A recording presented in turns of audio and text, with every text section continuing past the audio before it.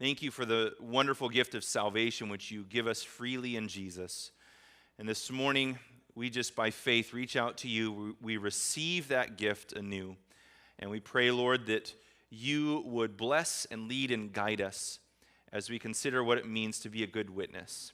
We love you, we praise you, and we ask that your Holy Spirit would be in this room and touch our hearts today. In Jesus' name, amen. Now, I heard a story recently about a woman who went to the pet store and she bought a parrot for herself. Now, she was very lonely and wanted some company, and so she got this parrot, and she knew that parrots would talk, and she was hoping that this parrot would talk to her and that she could have a conversation. So she brought the parrot home from the pet store, put it in a cage, and the parrot would not talk. The parrot didn't say anything, and so this woman took a trip back to the pet store and said, "Hey, this parrot is not talking." Well, the pet store owner said, "Well, parrots need exercise. Why don't you get the parrot a ladder? Put the ladder in the cage. The parrot can go up and down the ladder, and maybe it will start talking to you." So she took the ladder home, put it in the bird cage, and yeah, the parrot went up and down the ladder, but the parrot didn't talk at all. So she goes back to the pet store and says, the ladder didn't work. The parrot isn't talking. And the pet store owner said, "Well, what you need is a swing. Get the parrot a swing, and the parrot can perch on the swing and swing back and forth, and maybe it'll start to engage you a little bit more." And so she bought a swing, and she brought it back to the bird cage, put it in the cage, and the parrot, sure enough, sat on the swing and would swing back and forth, but didn't say anything. So she goes back to the pet store again, and she says, "The parrot is not talking." Well, the pet store owner said, "Okay, well, why don't you get the parrot a mirror and put the mirror in the cage, and the parrot could see itself, and maybe the parrot will start to engage you a little bit more." So she got the mirror, brought it back, put it in the cage, and the parrot just stood there and stared at itself. And then the parrot died. Hey, that's not funny. That's weird. No, I'm just kidding. The parrot died. And she goes to the pet store, and she says, "The swing didn't work, the ladder didn't work, the mirror didn't work, and now my parrot died." And the pet store owner said, "Oh no. Did the parrot say anything before it died?" And she says, "Yeah." The parrot says, "Does the pet store have any food?" Poor parrot. Got all of this entertainment, the swing, the ladder, the mirror, but didn't have what it really needed. Now, I see a lot of people who have the ladder, who have the swing, who have the mirror, but are lacking the thing that we really, really need. We need something that will satisfy our soul, will feed our lives. And when we find that thing, which gives us life and vitality, then we have something to offer. Then we can talk. Then we really have something to say. Today we're talking about what it means to be an incarnational Christian. That might be a new word. It's kind of a made-up word, but it's an adjective. Thinking about the incarnation. Jesus came into this world as a divine human, and that's what the incarnation is referring to. Now, to be an incarnational human, of course, we are not God, but we can ask for God to dwell in us. We can ask that God would be reflected and revealed in our lives. Amen? We can ask that God would shine out through us. And that's what it means to be an incarnational Christian. It's just another way of saying witness. And what does it look like to witness? To witness means that we show God to others through our words, but also through our works. I heard about a doctor recently, a well-known doctor who became a Christian, and he was interviewed and asked how he came to his faith, how he came to believe in Jesus. And he described how in the hospital they were in an irritable situation, which is common. In a hospital setting, it's a high-stress environment, at least it can be. And of course, when we're irritated, we know that these situations can bring out the worst in us. And he saw that happen with himself. He saw that happen with many of the other doctors and nurses whom he worked with. But one nurse was different. And this nurse was calm and loving and caring and patient in the middle of irritable situations. And one day he asks her, "What is it that makes you different than everybody else in situations like this?" And she just said two words: Jesus Christ. Jesus is the one who has changed my life. And he couldn't get this out of his mind. And so he went and he purchased a Bible and he started reading for himself and ended up coming to faith because of the witness of this nurse whom he worked with. The point that we are landing on today is that the power of our witness is in our connection with Jesus. If we are not connected with Jesus, then our witness becomes weak. Then we end up representing ourselves a whole lot more than we do our master. If we are truly incarnational, when we meet people where they are, we also allow God to shine through us to others. Now, Jesus talked plainly about witnessing. And of course, he says to let our light shine. In Matthew chapter 5, verses 14 to 16, he says, "You are the light of the world. A city set on a hill cannot be hidden. Nor do people light a lamp and put it under a basket, but on a stand, and it gives light to all in the house. In the same way, let your light shine before others, so that they may see your good works and give glory to your Father who is in heaven." As the COVID-19 restrictions are being lifted all over the place, we need to remind ourselves that we are called to be a witness for Jesus to others. Now, we have spent the last year and a half being largely secluded from others, unless you've been extra rebellious, but we have spent a lot of time at home. But now is the time to be thinking about what it means to be a witness. And to be a witness means that we don't conceal our faith from others. Instead, it means that we get to the places where people are. We interact, we befriend people, we get to know them.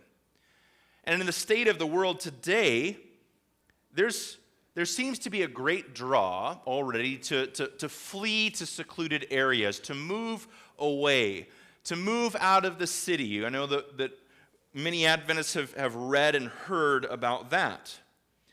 But really, we've got to remember that God calls us to where the people are, so that we can shine our light before them, and that in turn, as they see our good works, they will then have a change of heart. They will see that we have something, a quality of our life that's different than anybody else's, and will glorify our Father who is in heaven.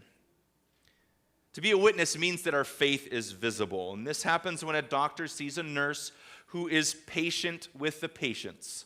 And this happens when people see us treat our enemies with love. This happens when we serve others rather than ourselves. This happens when a coworker notices that our attitude is different. We shine our light as a good witness. Again, the point is that the power of our witness comes in our connection with Jesus. One of my best friends is John. John Fish is his name, and he was my roommate in college at Walla Walla. And we became really good friends. We're brothers to this day, and we connect all the time. But he is a man of God and always is an inspiration to me when I hear how God is using him in his life. But he and his brothers were a part of an internet marketing company for years. And he has since taken a different job, and God has called him in a different direction. But they made a huge difference in their company to the point where the CFO, the chief financial officer, ended up coming to faith in Jesus, ended up changing his life. And I asked him, of course, how this happened. And firstly, he said that he and his brothers chose, when they were working and in their lives in general, they chose to take on the identity that they have in Jesus, rather than allow their own weaknesses and their own faults and failures to define who they were. They decided, you know what? God is all powerful, his grace is sufficient, and I'm going to live out what Jesus would have me do now in my workplace. They decided to live as Jesus would in their context. This is what being incarnational is all about, living like Jesus where you are. Here's some practical things that they did. They would always ask forgiveness of others. They would own their mistakes, and they would be quick to ask forgiveness in the workplace if something was done wrong. One example, he said that he was talking to another coworker and wronged him. I don't remember what the situation was, but he said, I really look up to you, and what I did was out of line, and I'm really sorry, and you are worth more, and you need to be treated better than this.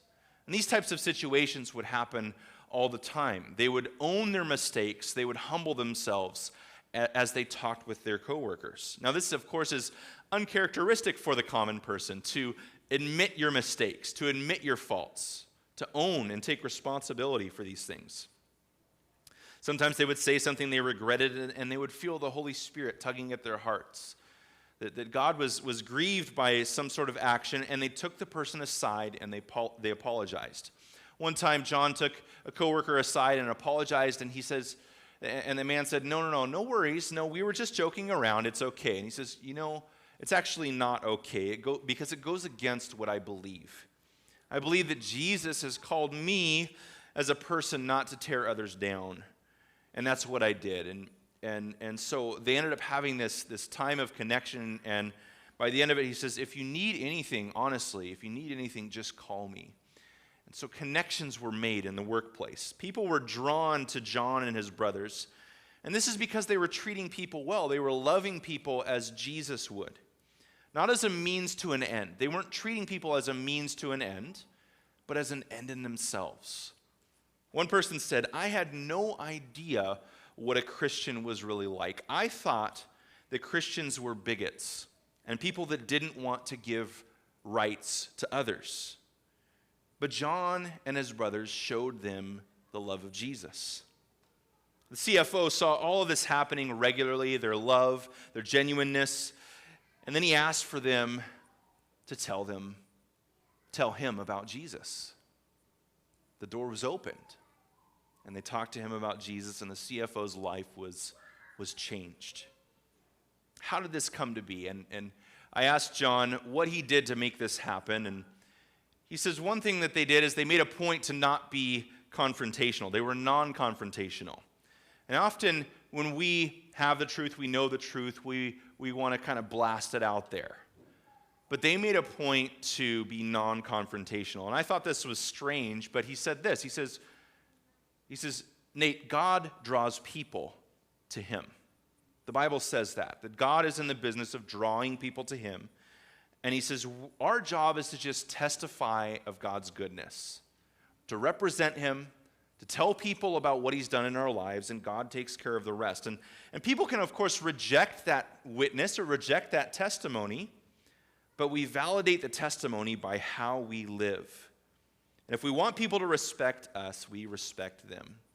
I admire my friend John because he is a consistent witness for the Lord wherever he goes. And there's been fruit in his life. Now, Jesus, of course, says to let our light shine before others so that they see our good works and give glory to our Father in heaven. That's what happens in John's life. But to let our light shine, that means we have to be connected to our light source, being Jesus. Again, the power of our witness is in our connection with Jesus. Jesus himself spoke of his own connection with the Father. In John 14, starting in verse 8, it says, Philip said to him, Lord, show us the Father, and it is enough for us. Jesus said to him, have I been with you so long, and you still do not know me, Philip? Whoever has seen me has seen who? He's seen the Father. How can you say, show us the Father? In other words, Jesus was living in an incarnational way. He was revealing the Father's character in his life. He goes on, do you not believe that I am in the Father and the Father is in me? The words that I say to you, I do not speak on my own authority, but the Father who dwells in me does his works. That's a key for us. He says, the Father who dwells in me does his works. And so for Jesus, it's his connection with his Father that is the key for his witness, for the good things that he did in his life.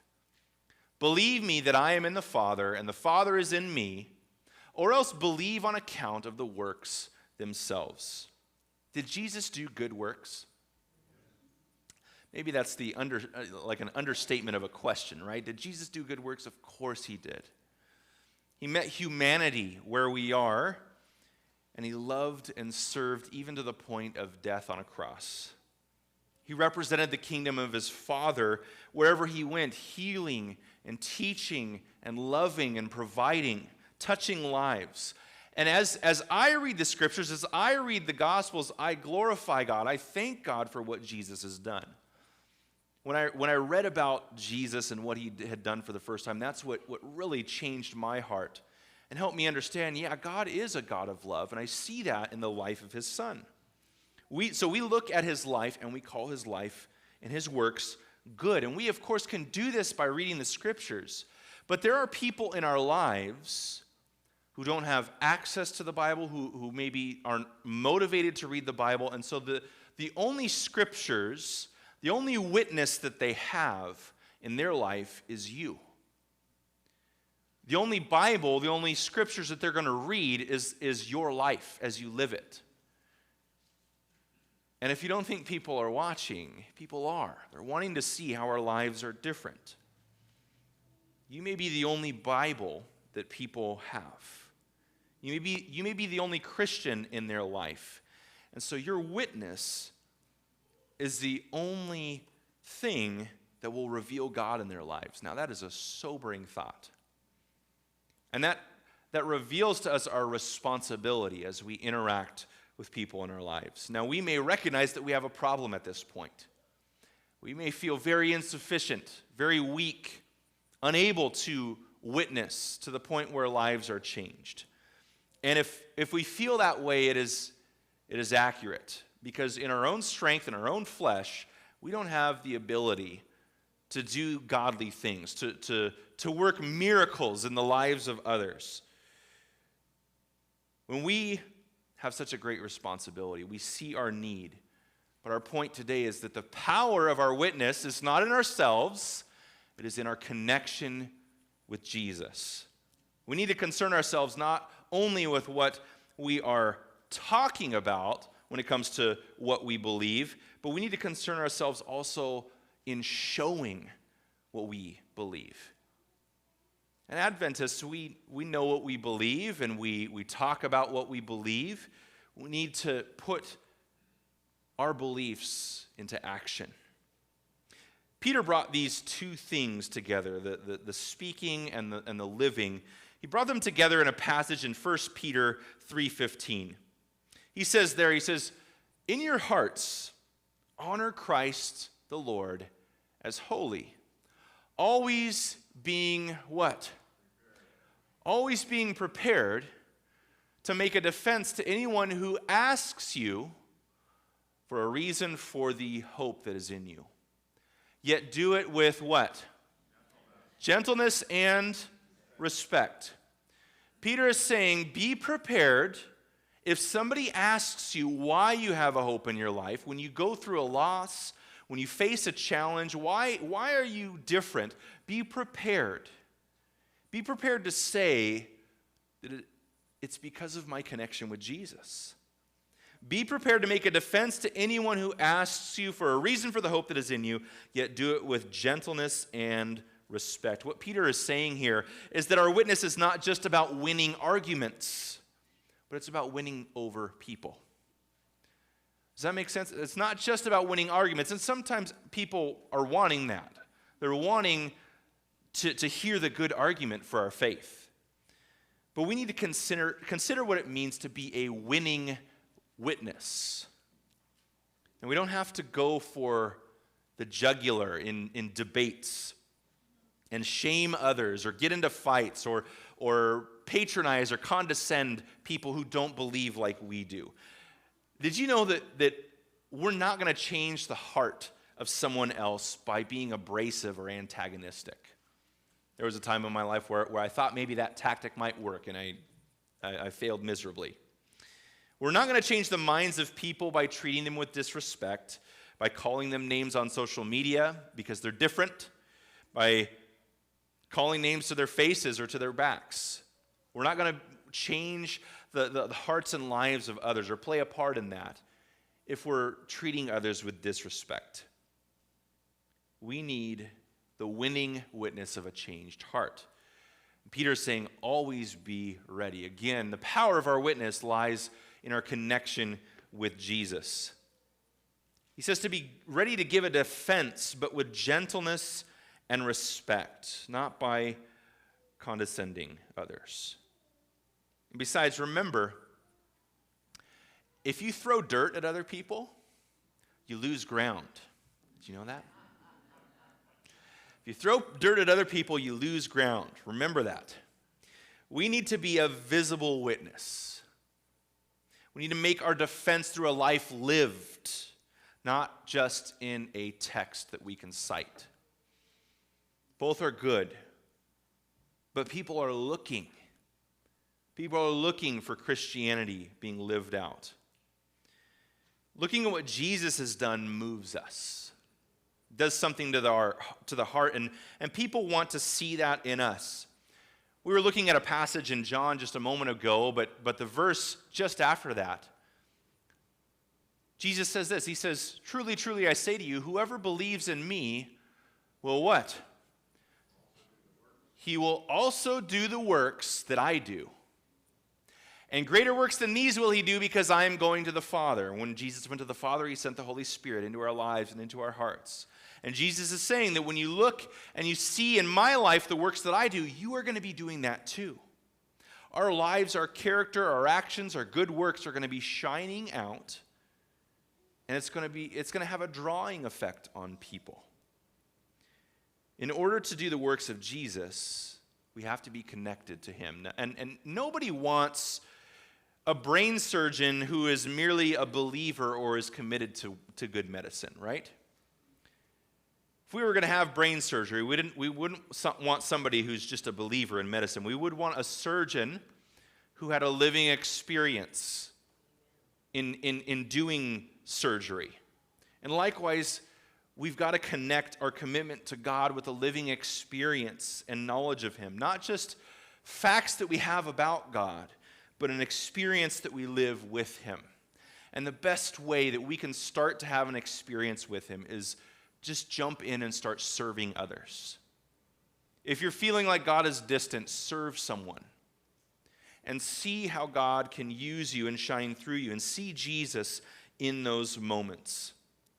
We need a lived faith, a faith of substance. The power of our witness is in our connection with Jesus. How many of you remember Pez?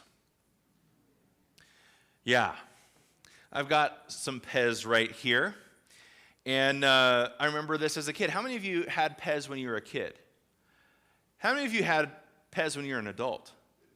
All right, okay. All right, being real here, yes. So Pez are a lot of fun because, of course, you can get different characters of Pez, and people will buy Pez and collect them and set them up and display them or put them in their toy drawer. And these this is a picture of some of the most valuable Pez from somebody's collection. I found it on the internet. But, lots of vintage things are collectibles and hold lots of value. But the neat thing about Pez, of course, is not just what you see on the outside, but what's on the inside, right? And what's on the inside of Pez? Candy. I've got some strawberry Pez right here, and it tastes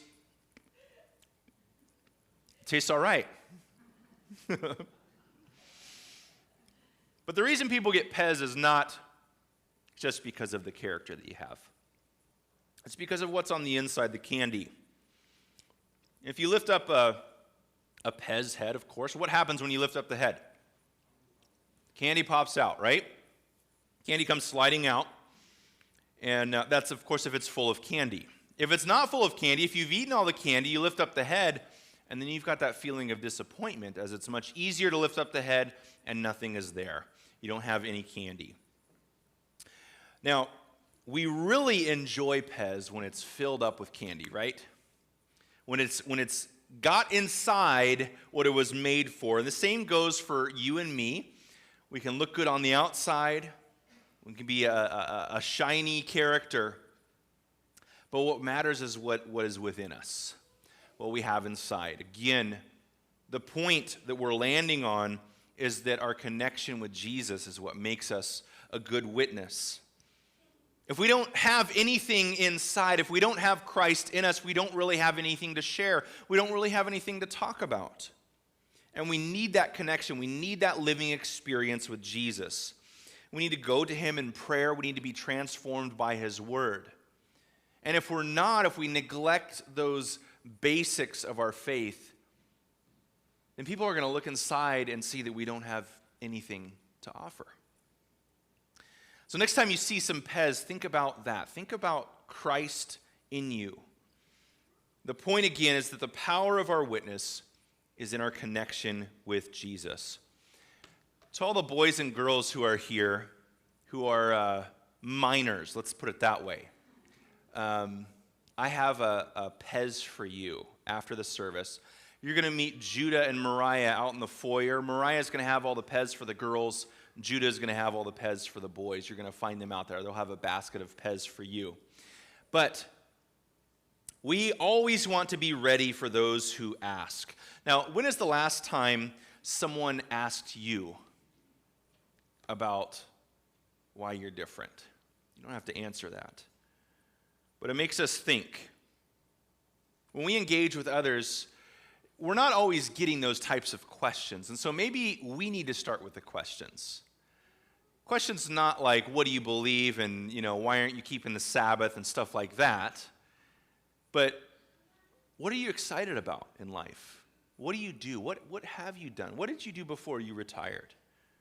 What's your family like? How many children do you have? What do you enjoy? Be interested in others. Start a dialogue. Ask them questions, and then questions will start to come back. Have you noticed that people really like to talk about themselves if you ask them about themselves? Some of you really like to talk about yourselves, I know.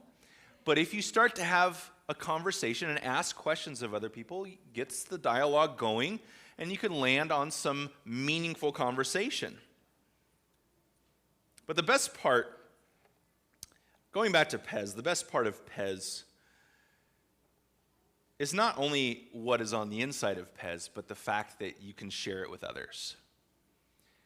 You can take your Pez out, you can open it up and let somebody have some. And for you and me, if we're connected to Jesus, we're going to have something to share.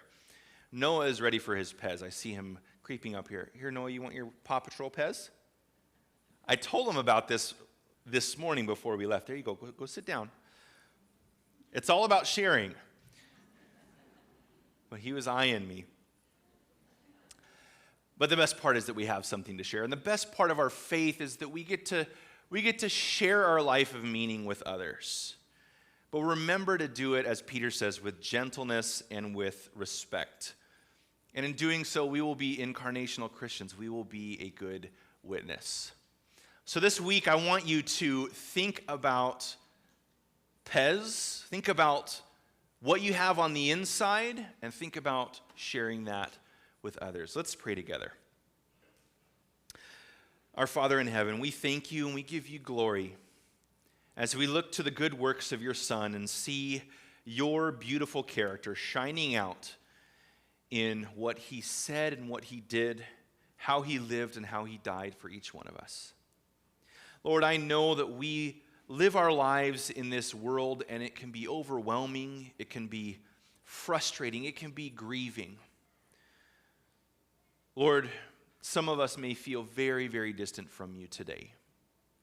And Lord, I pray that you would come near, that we would have a heart to seek you, to pursue you, to get into your word, and to be transformed by you so that we really have something to say, something to talk about, something to share. Lord, thank you that Jesus is our salvation. Thank you for the hope that we have in him. And Lord, I pray for all of us that this week you would coordinate and arrange things in our lives and give us the opportunity to share of that hope. We love you, Lord. We praise you. We just want to be filled by you